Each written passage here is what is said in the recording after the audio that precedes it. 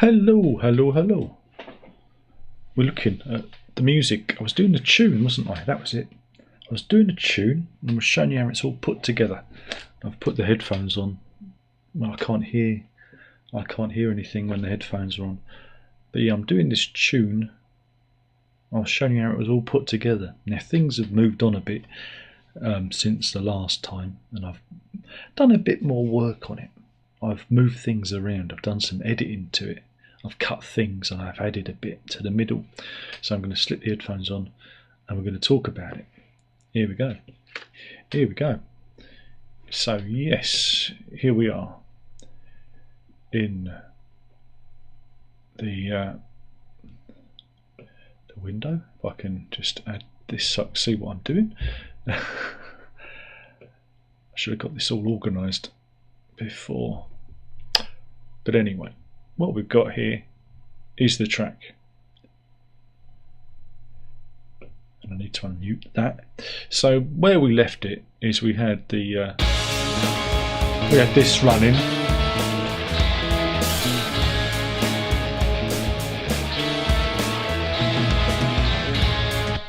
As you can see, I cut a chunk out of it.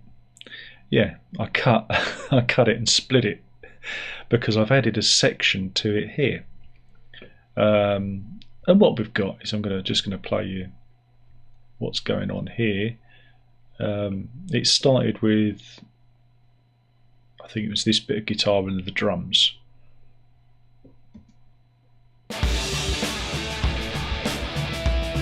Started with this.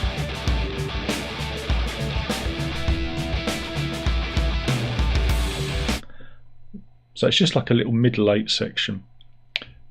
And then what we added to that is another bit of guitar.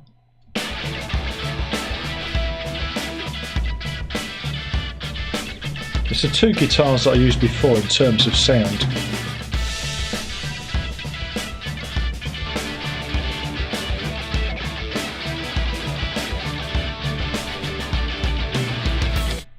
So you get that. There's also some bass in there as well.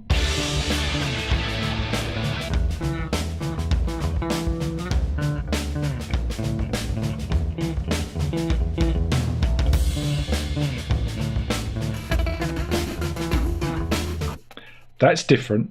What we've got there is something what I've called glitch guitar, and it's just a guitar line, but I've run it through this effect called EFX Emotions, which is from Arturia.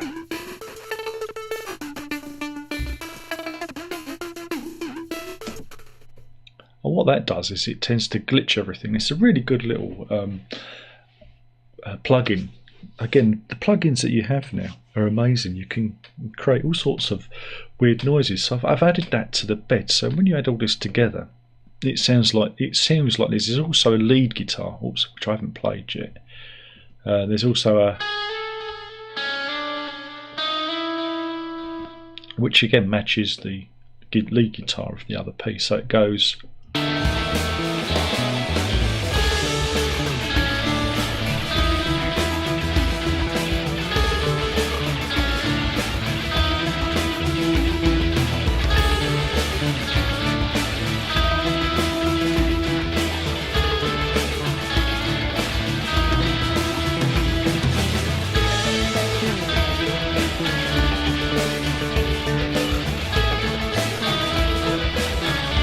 Again, if you take the glitch guitar out, it loses some of its fizz.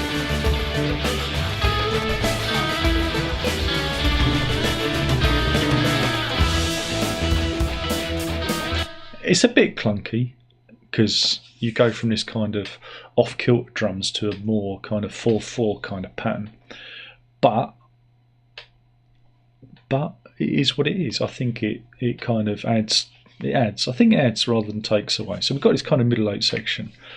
Like I said, and I cut that. What I did, again, I should have showed you all this, is I actually recorded this bit at the end. I added it to the end, and then I go to where I want it to drop, cut it, move it, and then drag the other bit in, and it all fits together. Because it's a modular way of doing editing now. Because you can do this without any gaps. Because Listen, are there any gaps? Listen. No gaps. You can. It's almost gapless. Listen. See, it's perfect. It just works perfect. What I've also done, because this is a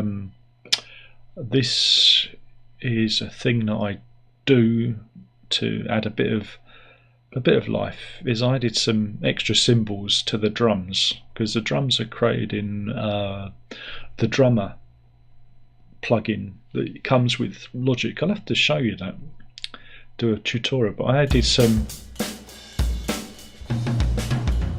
just some extra cymbals.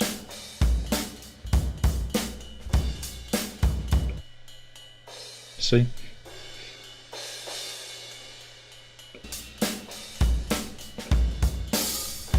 Because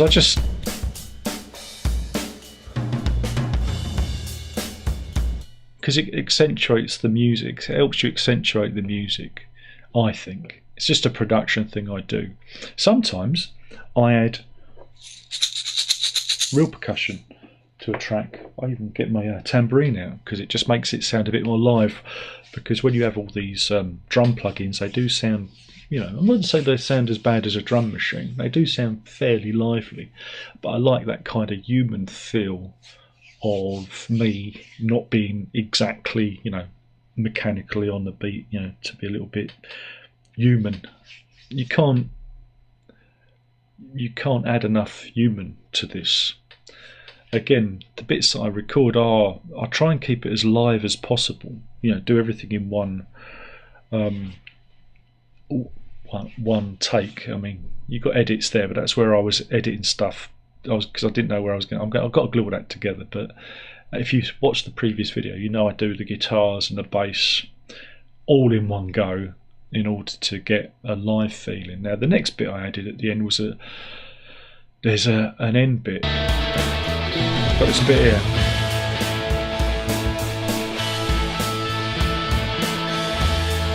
You can hear those extra cymbals, but what I've done is I've added an extra, well, bit of a lead guitar at the end.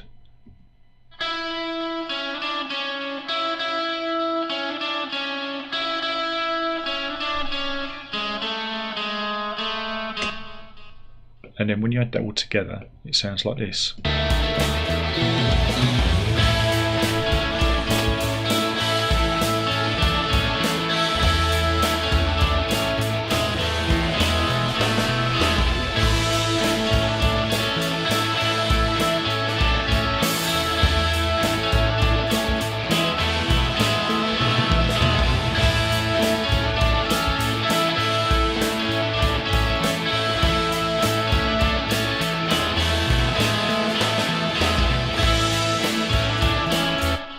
So yeah, and it's coming together. This is, again, I think it's almost done now, bar the mixing stage. Take those off. Yeah, it's almost that, I think, is almost done. I don't think there's any more needs to be added to it. I mean, they could put a bit of synth burbles in there to add a bit of fizz, as I like to call it. Other than that, I think it's very much done. It's not a lot of work goes into what I do, because I'm a pretty simplistic musician. I tend to layer things and build things up, and again, there might be an idea that I prefer over another one, so sometimes I re-record a bit of guitar, or take the rhythm guitar out and replace it with more sympathetic, you know, more space, you know, play. Again, sometimes you can just play a bit too much, so sometimes I like to just take bits out and replace them, or add new ideas. And so yeah, you can get to this stage where it's more of a, you know, mix and match approach to things. But yeah, I tend to build things up layer by layer and add things, you know, a bit like painting. I know it's a bit pretentious to say, but yeah, I think with this thing, it's done, and hopefully with the live streams that I've shown you, you'll see how it's come together. Next thing, if this is going to be a singy song, because I've got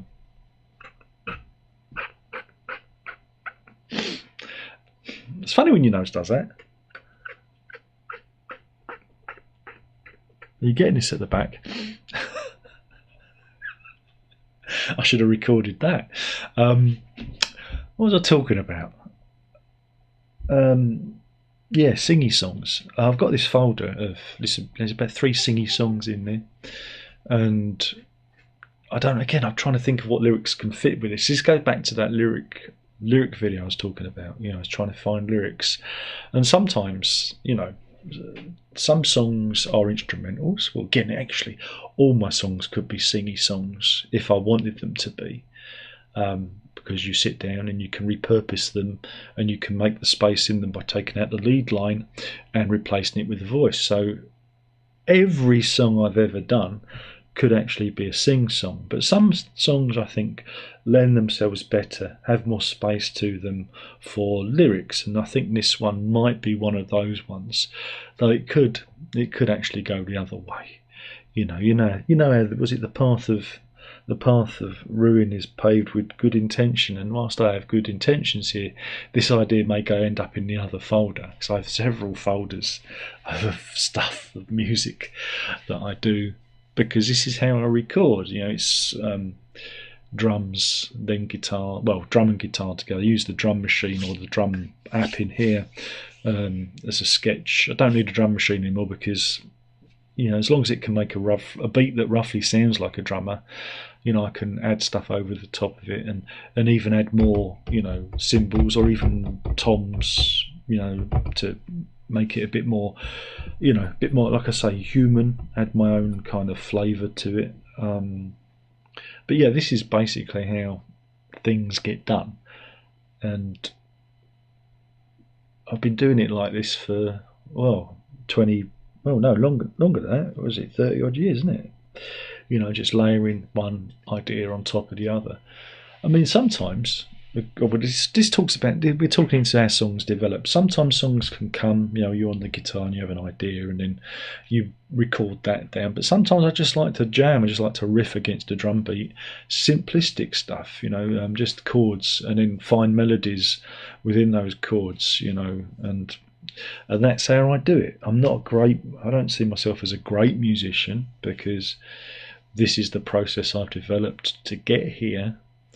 But the trick is not to think about it, and to just kind of have fun with it and see where it goes. And like I say, I take a more painterly approach at composition, which many would probably balk at and go, that's wrong, that's disgusting, how dare you.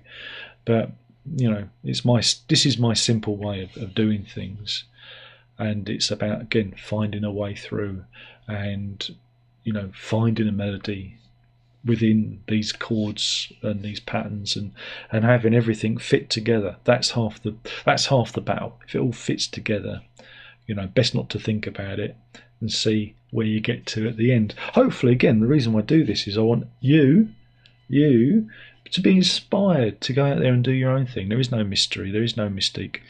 Before all of this stuff, the musicians, you know, they kept an air of mystique with what they did, especially with rock and roll and, you know, recorded sound. It's different when you saw someone playing in the pub on the piano. You could see it happening before your eyes.